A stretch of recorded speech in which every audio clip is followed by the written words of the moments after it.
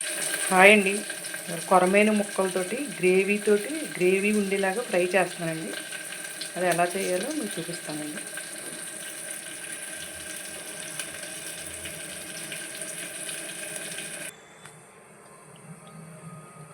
కారం అండి, సాల్టు, అల్లం వెల్లుల్లి పేస్టు, గరం మసాలా, పసుపు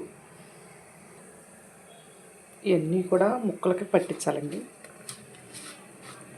ఇలా పట్టించేసి ఒక పావు గంట సేపు ఉంచుకోవాలి.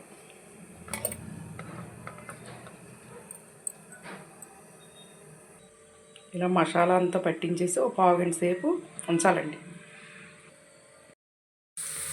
2 ఉల్లిపాయలు బాగా చిన్న చిన్న ముక్కల కింద చేసుకొని వేపుకోవాలండి. 2 ఉల్లిపాయలు, 4 పచ్చిమిరపకాయలు ఆయిల్లో కాసేపు మగ్గనివ్వాలి. ఉల్లిపాయ ముక్కలు ఇలా బాగా వేగిపోయాక చేప ముక్కలు వేసుకోవాలండి.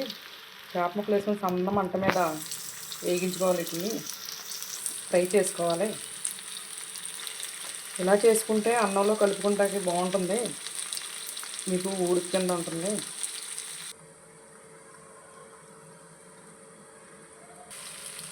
చూసారండి ఎంత బాగున్నాయో ముక్కలు.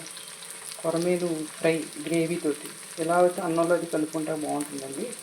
మా ఛానల్ లైక్ చేసి షేర్ చేయండి ప్లీజ్.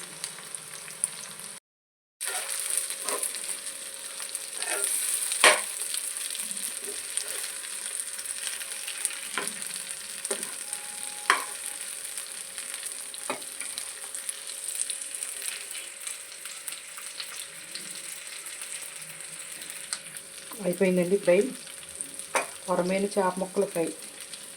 లాస్ట్లో కొత్తిమీరతో సర్వ్ చేసుకోండి.